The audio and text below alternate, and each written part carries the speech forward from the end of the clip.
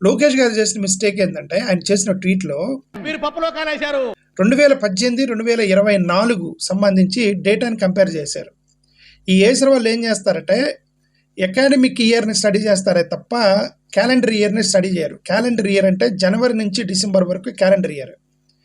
Academic year అనేది June నుంచి April వరకు అకాడమిక్ ఇయర్. ఓకే, ఈ అకాడమిక్ ఇయర్లో వీళ్ళు ఏం చేస్తారంటే middle of the academic year వెళ్ళి టెస్ట్ చేస్తారు. ఈ ఏసర్ వాళ్ళ సర్వే మొత్తం కూడా సెప్టెంబర్, అక్టోబర్, నవంబర్లో వెళ్ళి ఆ స్కూల్స్లో సర్వే చేస్తారనమాట. అలాగా ఈ 2024 సంబంధించింది ఏదైతే ఉందో ఇది సెప్టెంబర్ 2024, అక్టోబర్ 2024, అక్టోబర్ 2024లో తీసుకున్న డేటాని స్టడీ చేసి వాళ్ళు 2025లో రిపోర్ట్ ఇచ్చారు. 2024 అక్టోబర్, సెప్టెంబర్, నవంబర్ ఎవరిది గవర్నమెంట్?